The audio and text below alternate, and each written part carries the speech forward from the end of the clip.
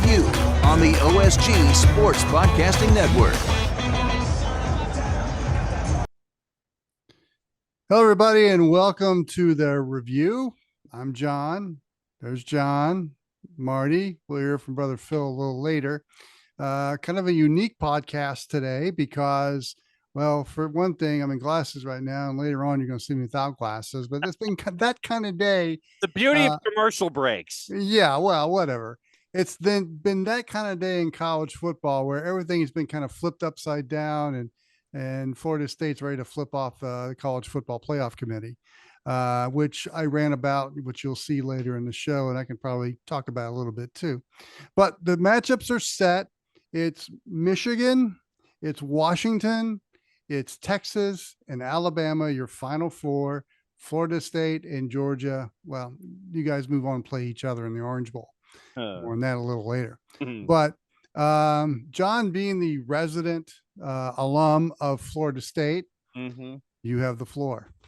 Not a surprise. I've told as many folks as I can explain this whole process to, that you have to think of this, and I guess that we're kind of an advantage here because of the industry that we're in. I look at this as a television show. I look at the CFP as a television program.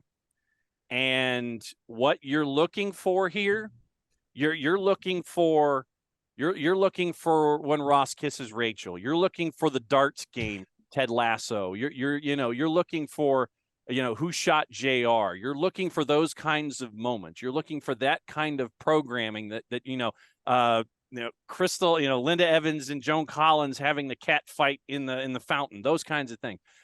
That's what you're looking for if you're the CFP.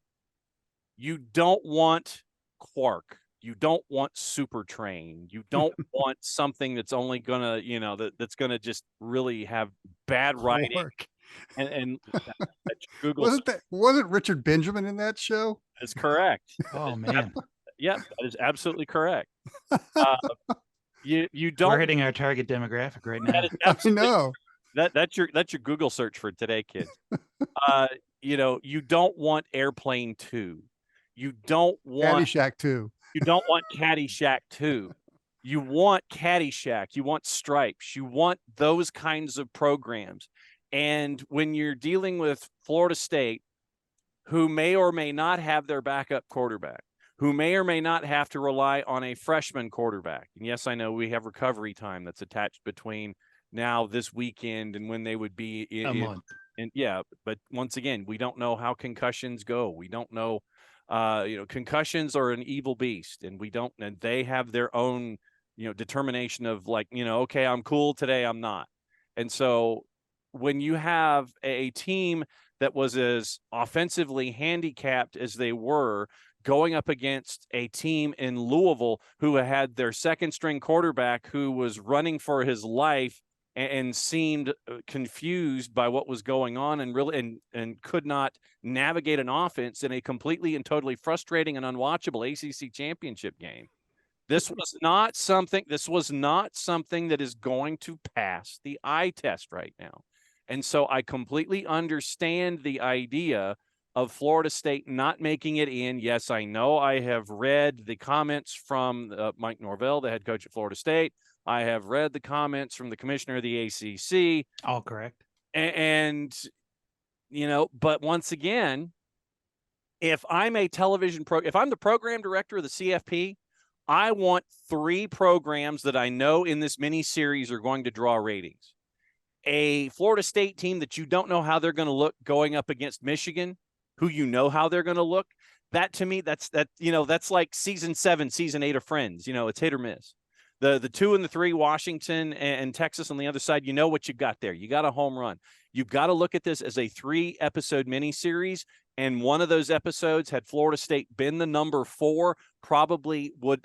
You're thinking that it's not going to give you that snap out of the blocks.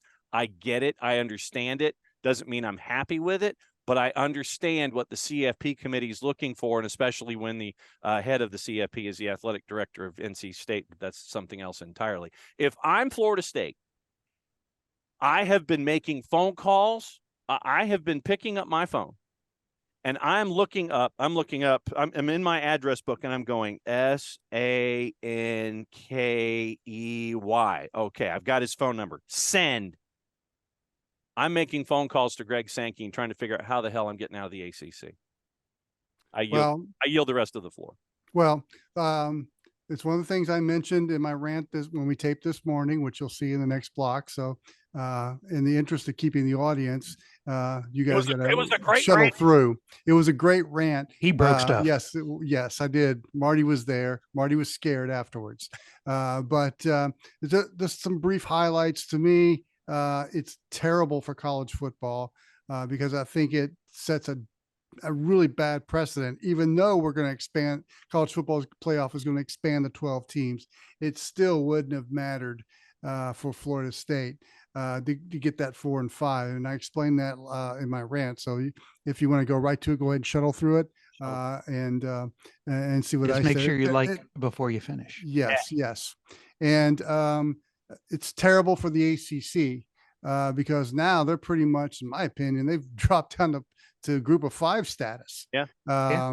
If you can't get an undefeated team, conference champion in the college football playoff, that doesn't bode well for your conference. And, I went through blood, sweat, and tears of that conference for 15 years, and I still hold a soft spot for that league. And will continue for the rest of my life. Huh? What t-shirt are you wearing, sir? I'm wearing Florida State. See? And supporting the Noles because I think they deserve to be in. They did everything they had to do. They played their schedule and they won every game. May not have been pretty, but again, it sets a dangerous precedent that it doesn't matter what you do on the field, unless you don't have that marquee guy on your roster or some other thing that's going to bring you a big time Q rating. You might as well just play in the New Year's Six Bowls or be the University of Florida in the previous years of the playoff. Exactly. But I'm going to keep my bullets in the chamber right now. So I can fire them off in the second block about Florida State. But the matchups, Washington and Texas, to me, that is a must-see TV game because we know about Washington's offense, how potent it is, but Texas has, ever since that loss to Oklahoma, they have just hit another gear. And Quinn Evers has really done a great job of distributing the ball, and Texas has always got defense. So they've just improved ever since that stunning loss. They've just improved. They may not have looked pretty, but they got the job done. Marty, go for it. So how do you feel as a Florida State fan having somebody with such a large cloud over their program going into the playoffs where this entire season could get pulled from the record books? Do you think that that whole scandal has to deal with the pairing up with Bama? I'm probably going to put this at the beginning in our open, but I don't know if you guys saw the drawing. But they had a camera in the room with Michigan, and when they announced that they're playing Bama, there wasn't cheers, there was a gasp. Yeah, and it was awesome. And I'm going to say that as a football fan, not just an Ohio State homer. But when someone cheats that bad and doesn't even cheat well to the point of being so easily caught, so when they play Alabama, how does that not upset you? Like that, them getting Bama in the first, that is a middle finger straight to Michigan telling you we're going to bring this hammer later. And here you go now. Like the NCAA doesn't do this in the tournament in March either. Yeah, but this is not an NCAA thing. Oh, I know, but this is a TV program. This has zero to do with the NCAA. I know, but what I'm saying is that when you have governing bodies who are making television programs, whether it's CFP or CFP is completely separate from the NCAA. Oh, I know, but what I'm saying is when you have a governing body, whether it's the CFP or the NCAA or ESPN, or the four-letter network. Let's be honest. Yeah, they're come on, you're sitting there and it's like, yeah, how can we sit there? Once again, goes back to our idea of a 3-episode television miniseries. How do we make this quality television? Who do we bring in as the 4 seed to sit there and go up against Michigan and piss off 99% of the country? You elevate Alabama from 8 to 4 after knocking off the number 1 team in the CFP, and you have them go up against the team who is number 1 and was elevated to number 1, who has this dark cloud hanging over the entire season. And you've seen what Alabama can do to Georgia with a quarterback like Milroe. No, this is once again, that's one of those plot lines that you come up with, like, in the 2-hour movie. This is like, about the halfway point where you sit there and you get your plot twist, or you get that piece of information. He really is your father. Dun, dun, dun, magic music. And you go to commercial break. That's the kind of thing that you got here when Alabama turned into your number 4, pissed off everybody else in the SEC, pissed off everybody else. It's like, how, and I give Jarrett Smith over at SDH full credit. Alabama has a horseshoe up its ass. Every single time these situations come to play, who always ends up working their way into the discussion? I want to know who Saban's got pictures of. That analogy, John, brings a whole new meaning to the term ringer. Yes, it does.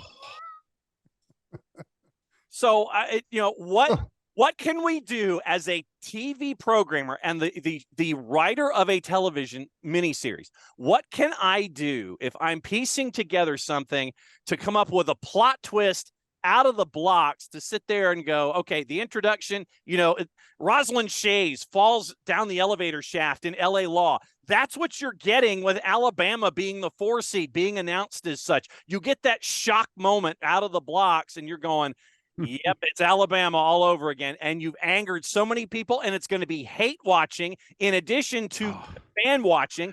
So this game, the 1 versus 4, Michigan and Alabama, not denying the blue blood status of both of these, but what you've got is hate watching plus fandom.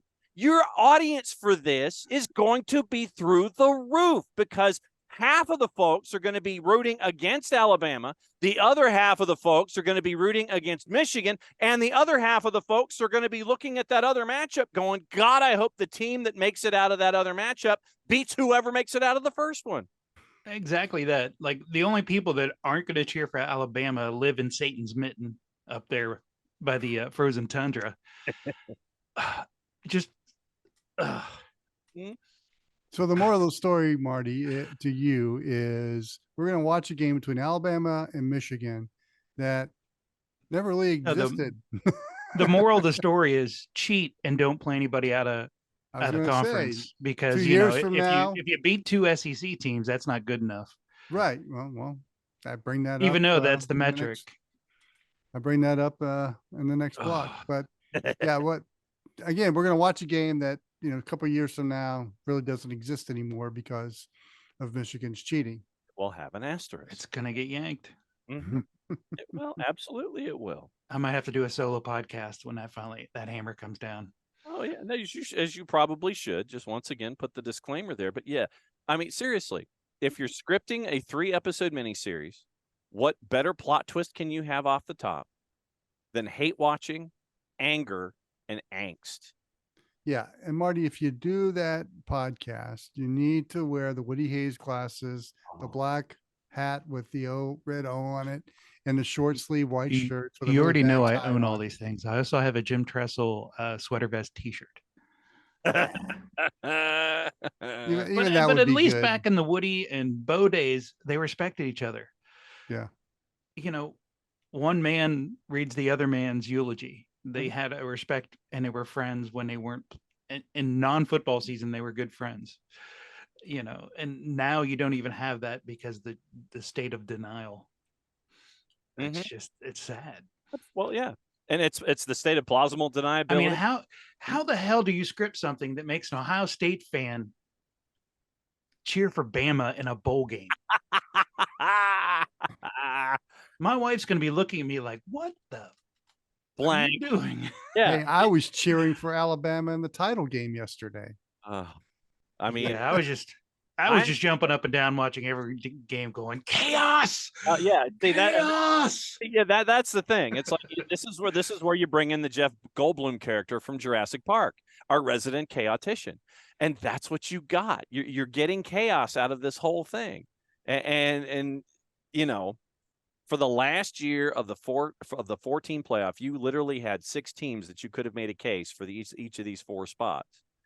But once again, you end up with the other team from the SEC who vaults from 8 to 4, works its way through. I mean, Oregon, I'm sure folks are mad there about everything as much as they had a great game against Washington and still. Just a reminder, who did Alabama lose to?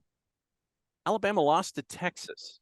And again, that got what's the devalued. highest Texas has been ranked? It would be 3 as of this particular. Oh, if your one loss is Uh-huh. against a number 3 and that gets you into playoffs, let's say you were ranked number 6 and your only loss is against the team that's number 1. Nope. Oh, I forgot. It's the Big Ten, not the SEC. Well, I'm not saying I'm an Ohio State fan, but we're not ready for that this year. Yeah. Okay, I'm in all honesty, as big of a Ohio State fan as I am, that team is not ready to compete for a national championship. But if you're going to go by the bullshit metrics they say they go by, that, quality loss, as they like to say with the SEC, is a better quality loss. You lost to the current number 1, not the Previous. not number 1. Quality losses are BS. No, that That is an loss is SEC a term. loss. You've never heard that for I've any heard other it school. many times. I've heard it during the NCAA tournament. This is all about when you lose and the context of that loss in direct proportion to chaos. It has nothing to do with strength of schedule anymore, unless you're talking about letting Texas in and Alabama in as the 3 and the 4. Because, I mean, honestly, if you look at this from the idea of the 4 best teams, which the committee did not do, Georgia has a case for being number 4, but considering everything and all of the injuries that Georgia is having to sift through and to try to figure out where they are in this mix. But no, it has come down to how do we program a 3 episode miniseries? 2, what's best for business? And 3, when you lose, not who you lose to. It's when you lose. Georgia loses in the last possible moment as the 1 to the 8 and drops to 6. Yeah. Alabama, as your 8, beats the 1, goes up to 4. Once again, all of this stuff here that we're trying to juggle. When I want to see a work on sports broadcasting, I watch the NWA. Yeah, I was going to say, when you want Billy Corrigan's doing a good job bringing that wrestling organization back, and they do good works. But I don't, I mean, my man Aaron. I want to see something legit. My man Aaron Stevens can cut a work promo like nobody's business. But the thing is, once again, RIP ? You want to make sure that if you're cutting a promo, you want it to be a work, but at the same time, you want to have just that little bit of shoot in there. You want to have that little bit of truth, that little bit of shoot in the promo. If you're cutting a work promo, that's what makes good promo cutters. But right now, they went full on Ultimate Warrior running around Jim the Anvil Neihart with tape. They did. A couple intriguing parts about all this with other than Florida all of State. it. Yeah. Is think about the 4-letter, and they're all in with the SEC. I got 4 letters. I've got 4 letters for the 4-letter. Yes. Well, they're all in with the SEC starting next year. The ACC has been all in with their media rights for several years now. Their own network, each have their own network. They kicked one of them to the curb so they can bring the SEC team in. The ACC to the curb. So what does that say to the value of your conference? That the network that you're tied with for all your media rights says you're not worthy of a playoff. And the other is, Boo Corrigan was the guy that had to facilitate all this. His dad was the commissioner of the ACC before John Swofford, Gene Corrigan. Yes. There's just a lot of intrigue with this. So how does the Grand Exalted Poobah, the CFP, who happens to be an ACC guy, not get the ACC team in?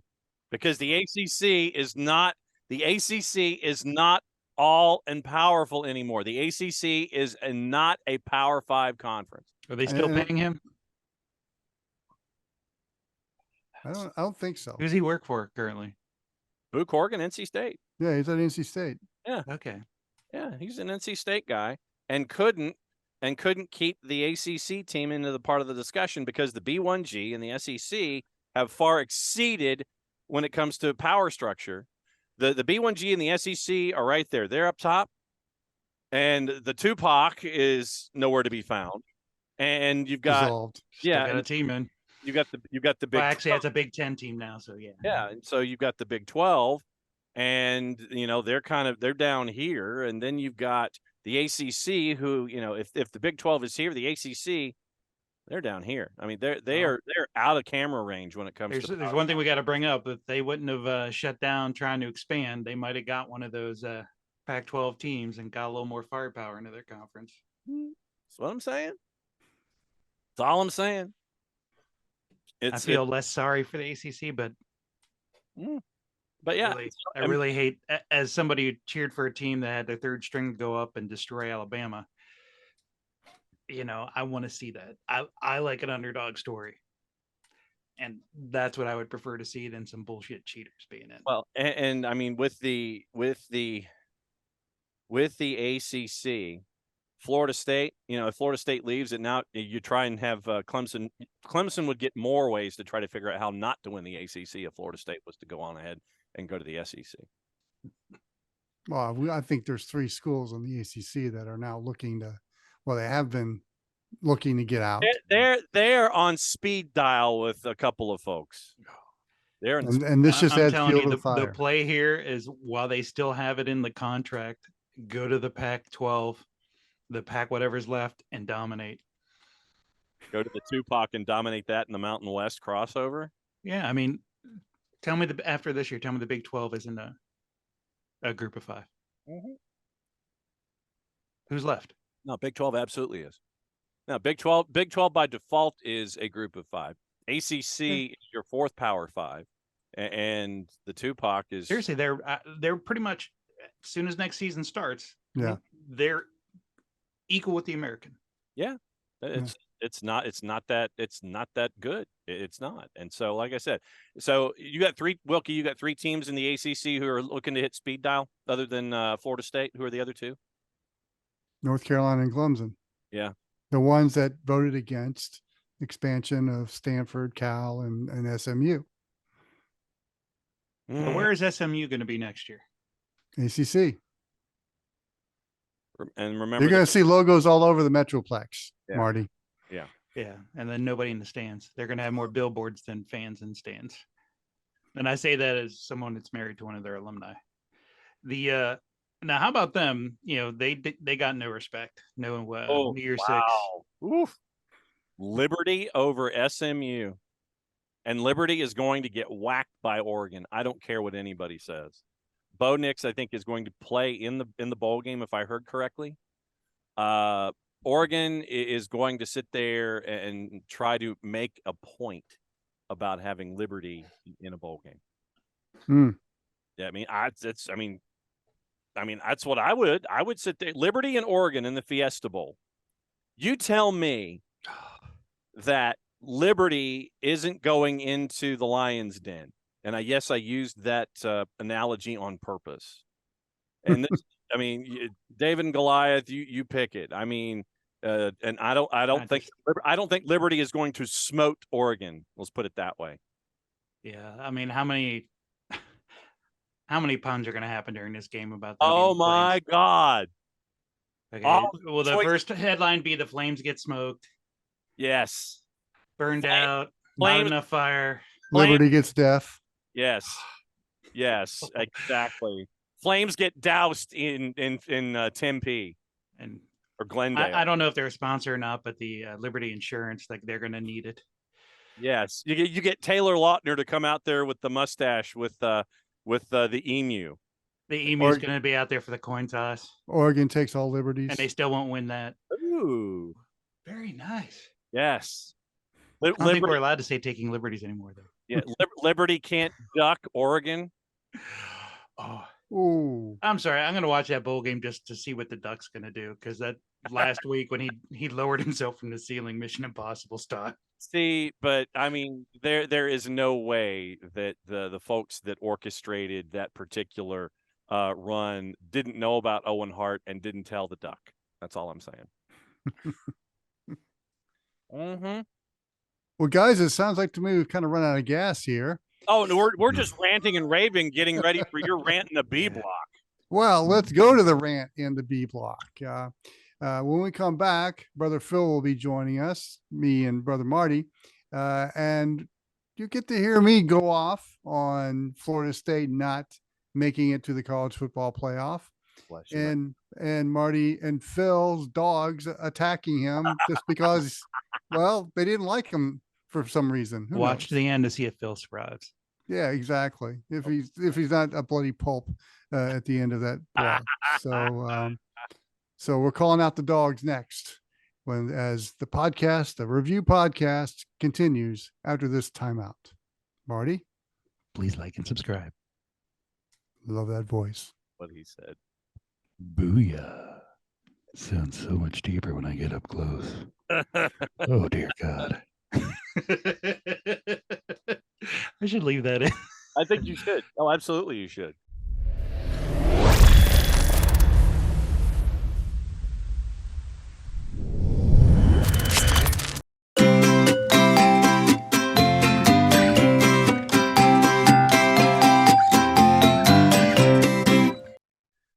Over here in the OSG Sports side of things, we talk football. FOOTBALL. College football version here with the college football review every single week. But for those of you that like not just football with two O's, but football with a U, FUTBOL, there's the Soccer Down Here Network.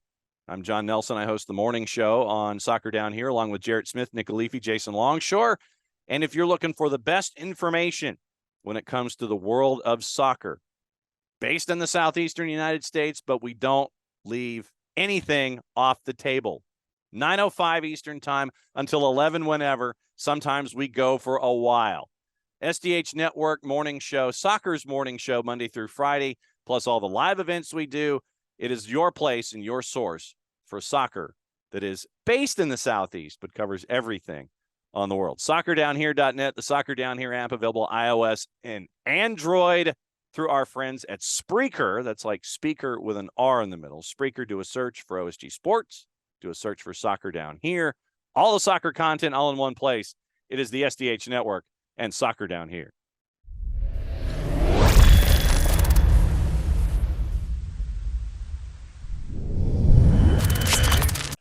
Hello, everybody, and welcome to another episode of The Review. It's the OSG Sports College Football Podcast, right now featuring the three of us, Brother Marty, Brother Wilkie, and myself, Brother Phil.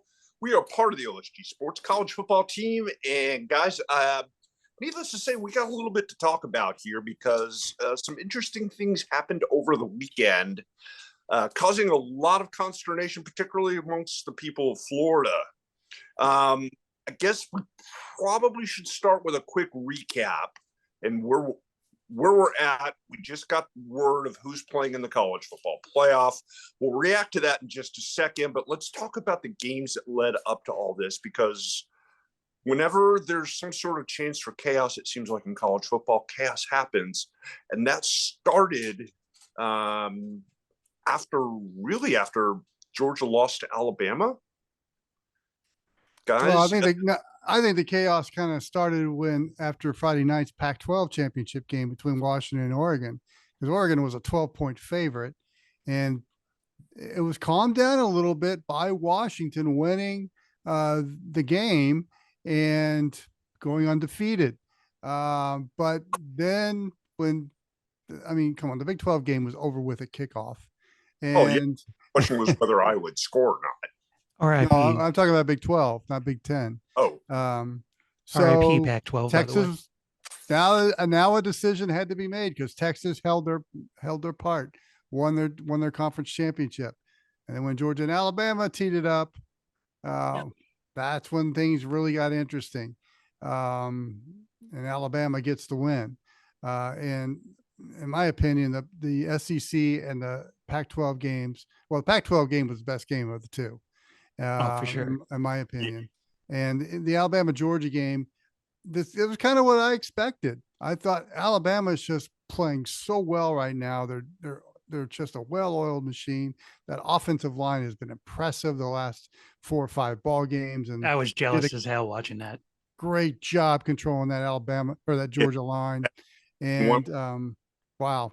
And then watching Florida State and the offensive struggles they had in the ACC title game against Louisville, they need to thank that defense, that Florida State defense, because it was stellar against Louisville. And that's why that kind of saved temporarily things for FSU to go undefeated. Yeah, but as we found out, that undefeated part really didn't count for much when it was all done. Yes, I know somebody that's missing from the podcast right now is saying FSU got effed. Oh, he's not the only one. Oh yeah, here. I'm agreeing with you. Like as soon as Bama won, I'm sitting there going, "Those are going to put in 2 SEC teams again." Playoff committee. For those of you who don't know what we're talking about, the 1 through 4 teams in order: Michigan number 1, Washington number 2, asterisks, Texas number 3, and Alabama at number 4. In my book, though, Michigan's always a number 2. Yes. Thanks, Marty. Come from the guy who pleads scarlet and gray. The 2 teams on the outside looking in out of the 6 top seeds, Florida State ending up at the 5th seed, Georgia ending up with the 6th seed, all who made big arguments that they should belong. We belong. We play in the SEC. We belong. SEC quality loss. That means nothing. Okay, you bring up the SEC. Florida State beat 2 SEC teams, Florida and LSU. So what does the Seminoles need to do to get into the college football playoff? Switch conferences. We'll get to that. They played their schedule. They ran the table. They went 13-0. And you're telling me the reason why they're not in the playoff is because their star player got injured. I don't know if you guys have seen the statement that their quarterback did make. He said that I have a lot of respect for that young man. He said, "I wish I broke my leg earlier in the season so that you could see how complete of a team this really is." Yeah. Which is a great response. Great response. And then you've got the response from the university president who, paraphrasing here, that the selection committee has changed the way success is assessed in college football from a tangible metric, winning on the field, to an intangible one, a subjective one. Predicting the future matters, it means more. I would go further than that and say that the network that owns the rights wants the best matchups, the higher ratings, and Florida State without their star player wasn't going to happen. And that to me is a dangerous precedent. And even when we're going to expand to 12 teams next year, Florida State would be in the first round and not getting the bye. So you're not going to solve anything by doing the 12-team playoff. You're just going to get screwed differently. Yeah. It may not hurt as much. Well, maybe it will because you're going to get lube next year. Well, more than likely, it'd be an FSU Liberty matchup, and I wouldn't count out Liberty to upset the Seminoles. Yeah, nothing worse than fighting somebody that's got nothing to lose. And then think a big picture here with the ACC. Your entire conference just got devalued because you have an undefeated champion who's not going to get in. Yeah, and you suck. Yeah, exactly. So now Florida State and Clemson and North Carolina, who voted against expansion, have more fuel to their cause of wanting to leave the league. And so it's just bad for the sport. It's just bad for the ACC. And I feel bad for Florida State because they did everything they had to do. They just had the unfortunate incident of their star quarterback getting injured and out for the year.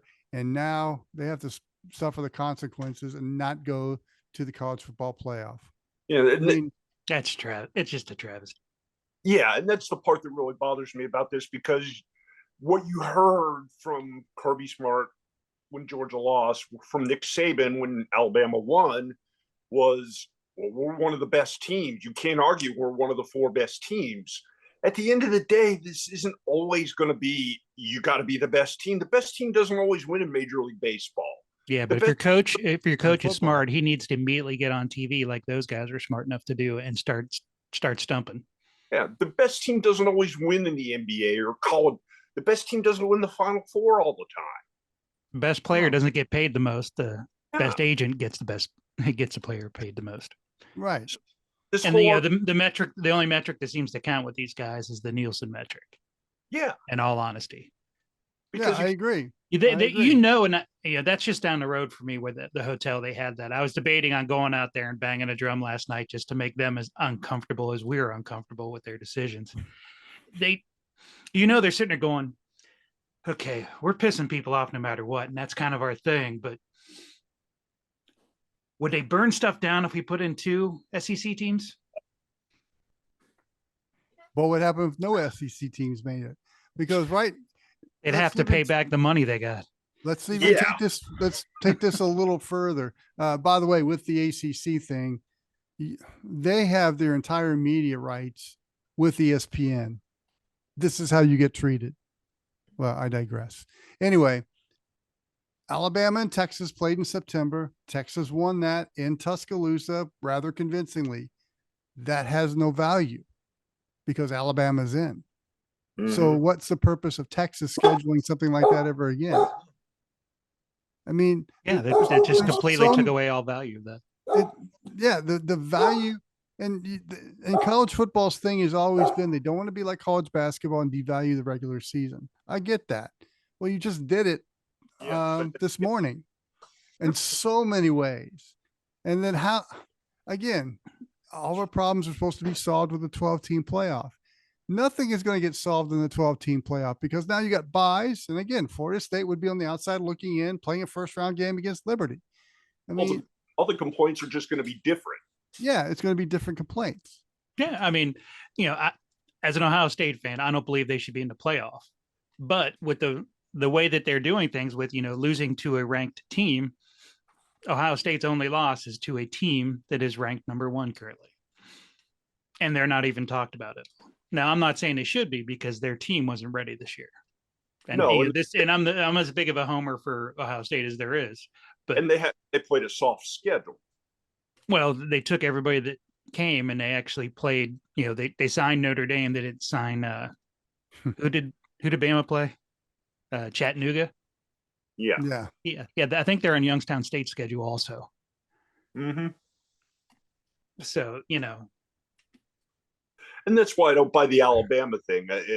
Legitimately, money aside, you can make the argument Alabama's a really good football team. They've gotten better over the course of the season. Yeah, so is everybody else.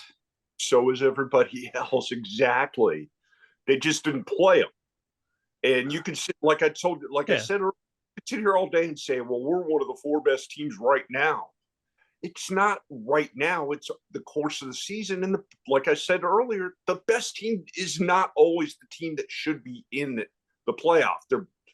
There has to be something to reward a team that goes 13-0 and beats everybody they play, including several ranked teams. Yeah, the problem is you end up with 3 different lists. Who deserves to go? Who's going to go? And who are the 4 best teams? And those will have some crossover, but the teams switch on where they're at and who's actually in and out. It's sad. The 12 teams going to make this better, but they're just, like we said earlier, they're just going to get people going to be angry, but just at different things. Instead of getting in or out, it's going to be, I didn't get a bye, I got a bye, or I shouldn't have to play this team because of this or that or the other. The same stuff we're complaining about right now. We don't like our match. But again, what's the value of going 13-0 and winning your conference? I mean, there's no value now to that. It's who your star quarterback is. Oh, is your coach have a massive Q rating and getting ready to make him some kind of milestone? I mean, are those the outside influences now? And as well as I do that the SEC is and the ESPN are embarking on a massive media deal that begins next year.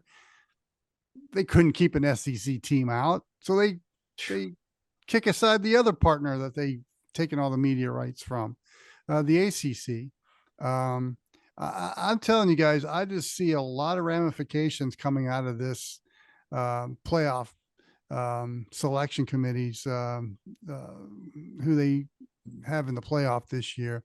And it might, the games better be damn good, because this is going to be talked about all throughout the playoff, and it's going to overshadow if the games aren't massively great.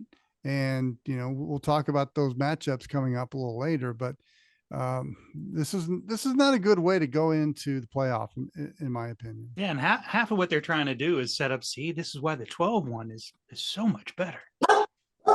Well, let's be honest. Somebody is. Well, for those that don't speak dog, I'm going to translate that, and he's saying that some of these selections are just but all that being said, at the end of the day, while I totally think Florida State earned their opportunity to be in this, they wouldn't win against any of the other three teams in it. They would not be beating Texas.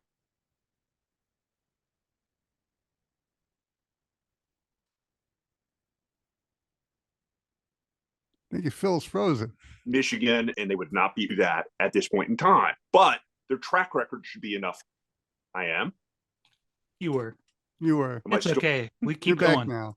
We hear you. Yeah.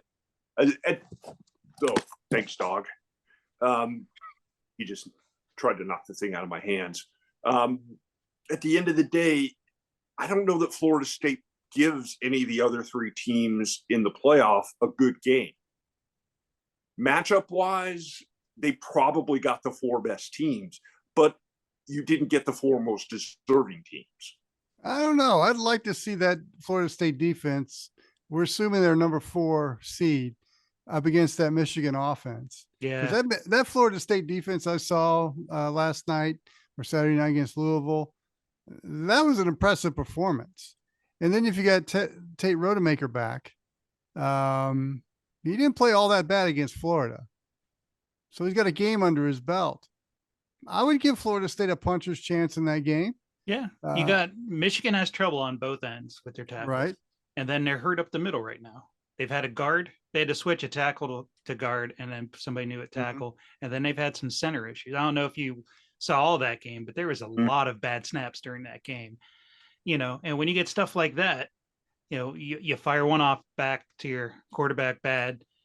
If they make a play on that, all of a sudden that starts to compound, and that's what gives a team a chance. And that's why you give a team like Florida State a chance to try to do that and upset. Yeah. Again, they did everything they had to do. They played their schedule and they won every game. Yeah. They deserve the opportunity to find out whether they could beat them or not. That part I agree with wholeheartedly. What I'm saying is if you're going on pure quality of game, it may not be as competitive as some of the other matchups are. But we're all talking hypothetical here. I have a hard time with that. I think Florida State, with one game under Tate Rodemaker's belt and a full 15 practices heading up into the bowl game or the chip playoff game, I think they wouldn't be embarrassed. In fact, they might win it. And then besides all those extra practices for them, they can also play a little bit more with those, with all those extra bowl practices, that Wildcat package they popped out. Yep. Which I thought was pretty effective. And that would give a lot of those teams fits, because that's a great equalizer right there. And especially the way he was running it with hardly, how much practice time he's had this whole year. He's running scout team all year long. And for him to just pop in and on a stage like that to be that successful with it. Not to mention Florida State being the underdog and not caring. Maybe throwing everything they can at him. Haymaker after haymaker. I seem to remember also that's what I want to see on TV. Similar argument made when Texas Christian made it to the Final Four last year. And look where they went. Yeah, everybody said they shouldn't be there. They don't belong. They're not a Power 5 team. And then they smacked Michigan around pretty good. Exactly. They got their butts handed to them against Georgia the next week, but that's a different story and a different conversation. Kind of shows you the sign stealing works when you don't scout somebody. Oops. That's the only school they didn't buy tickets to. Yeah, but at the end of the day, this is probably the last time we're going to be talking about who's the fourth team, because we're still going to be complaining, and we're going to have a podcast every week complaining about something. So don't worry about that. Oh yeah, no matter, you could pick 100. You can put 130 teams out there every season. And you're going to have an argument made against or for every single one of them, no matter who they picked. Somebody's going to be arguing that they didn't do it right. It wasn't fair. That's the college football playoff system as we know it. We wouldn't have a podcast without them screwing things up like this. It's a subjective system based on people's opinions at the end of the day. My only hope is that the selection show is over before next week's podcast. What's the over-under on that? ESPN, for those you're wondering what we're talking about, ESPN has drawn out Selection Sunday to a 4-hour programming window. So over an hour, they only had the 6 teams shown. If you watch the first hour, I couldn't take any more. I mean, like, if the guy that directed the Jerry Lewis telethon that went on a whole weekend is telling you to wrap stuff up, you might be dragging it out too far. Yeah, but then again, too, you also have 44 bowl games or 41 bowl games. Yeah, they're not going to be able to start picking until Tuesday. I'm trying to figure out the bowl games I'm going to and who I'm going to see. I know a couple of them are out because when my plane landed in Atlanta about an hour and a half ago, one of the first push alerts I got was Georgia State was playing Utah State in a bowl game. If you hear my phone going off, that means that Ohio State is going to the Cotton Bowl because I have 6 tickets to that. And then all of a sudden, I'm going to have a lot more friends and family. Yeah, the last projection I read had Georgia, I think, possibly going there. See you in a month. I'm me. We'll go live for that. Studio is in the other room. I'd like to know who the poor sap is that watches all 4 hours of ESPN's selection show. Well, I know one person that does, but I helped mentor her at the University of North Texas, and she's currently working that show. Oh, yeah. She's probably the only person I know watching all 4. Yeah, if you're on the production staff, that's kind of a different issue. I have very much sympathy to whoever is producing and directing that show. Yes. They should get double pay. Yes, indeed. Guys, you guys have any thoughts on the other bowl games? Who's going to end up wearing, with Georgia ending up 5th or ending up 6th, FSU ending up 5th? That means they're both going to, I forget what the semifinal games, so I don't have it in front of me, the non-playoff games. So the Orange Bowl's got top pick. Yeah. The last I checked. So it would be Orange, then the Cotton. And then last year's 2 semifinals will be the last 2 to select. So I guess we probably shouldn't even, that's going to have to be like a whole nother show because they're not going to announce those for another hour or 2, as we record this on Sunday. Yeah, I think next week is bowl game palooza. Pick them if you got them. The best part is we're still going to be able to do it's not going to be as cheap, but we'll still be able to do some cheap sporting events for the people that like that segment with some of these bowl games. I'm thinking of pop. I think Ohio State might be in.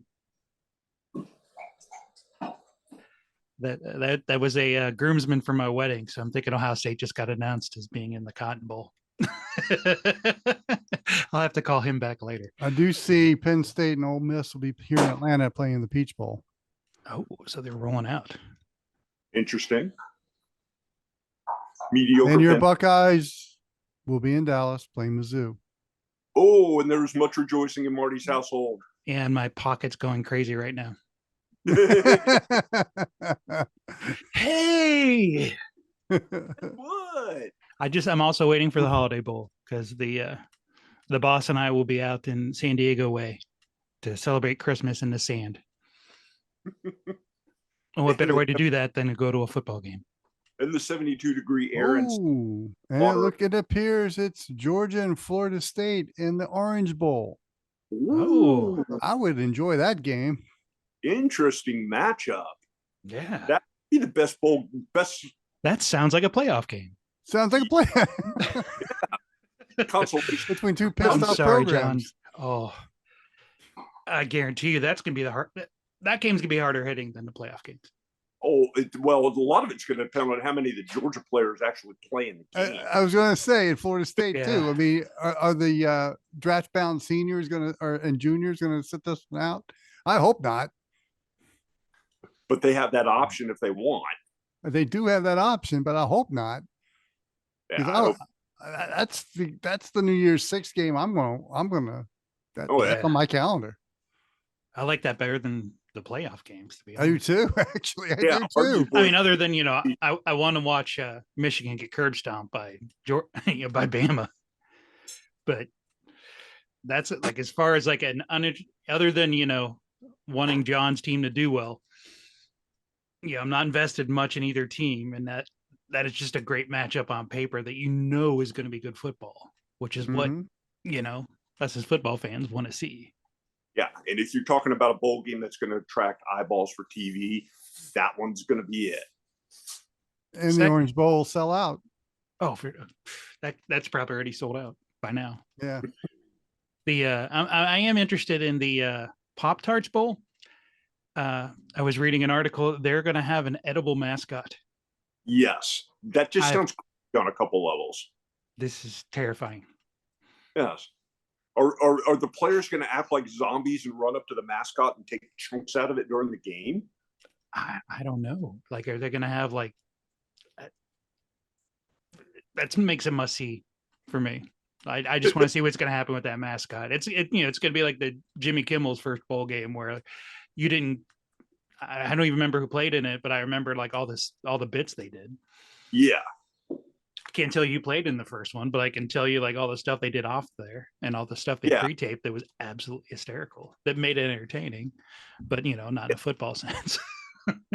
On some level, it's a little bit weirder than the idea of the Mayo Bowl where they pour mayonnaise over the winning coach. Hopefully they don't drop the igloo this time and hurt anybody. The first year they did that, somebody got like semi-concussed. Yeah, I remember that. I do like the potato bowl. You get hit with some fries. Yeah.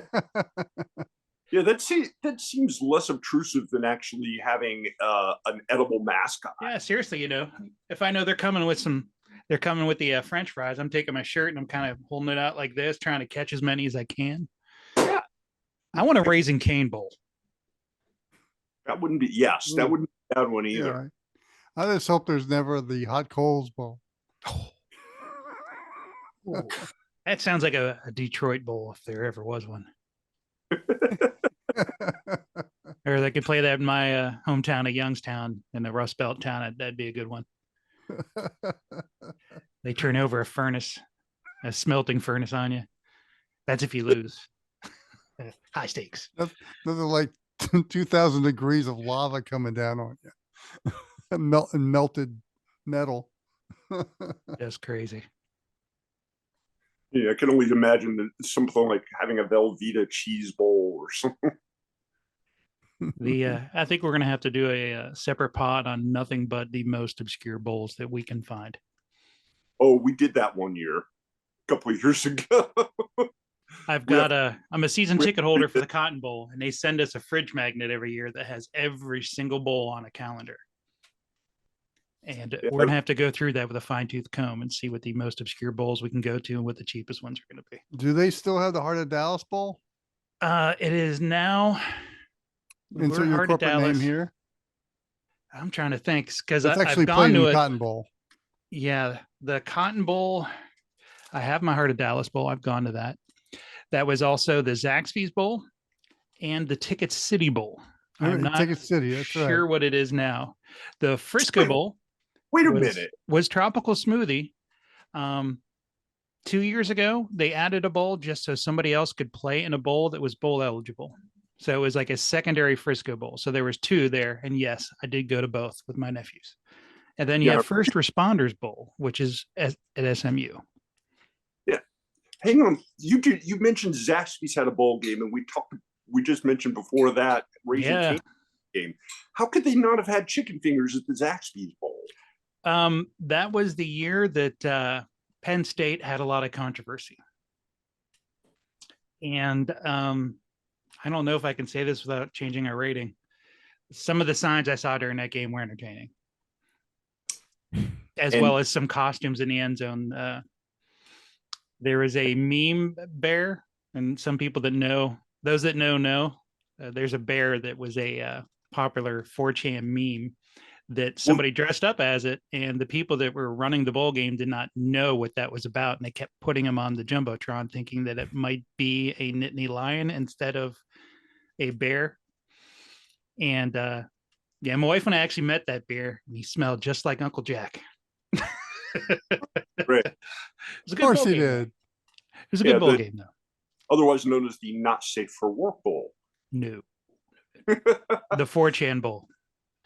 Guys, let's, I guess, put a wrap on this. We could go on forever about the playoff committee and their atrocities committed to man over the last decade. That will change ever so slightly going into next season. And just think, we got something to tease ahead for next week when it comes to the bowl games. It's the OSG Sports College Football Bowlapalooza podcast. I'm going to have to make some graphics for that. Also, if you have a bowl game that you're very upset about the matchup, let us know. And I tell you what, if you come up with the best one of those, we'll bring you on. Yeah. Why not? Maybe give you a t-shirt. Depends how good their argument is. If you bring it and numbers go up, we'll get you a hat and shit. That's a combination. You just had to bleep that word out, Marty. Sometimes we get better numbers when they have the explicit tag on it. Makes it more bleep. It gives it a little bit of a cachet. All right, for Brother Marty, for Brother Wilkie, I am Brother Phil. We are the OSG Sports team. Thanks for tuning into the review. We will join you again next week when we talk bowl game. That might be a long podcast. But in the meantime, enjoy your week. We will talk to you again soon. Thanks for tuning in, everybody. Please like and subscribe, and visit our website, onlinesportsguys.com.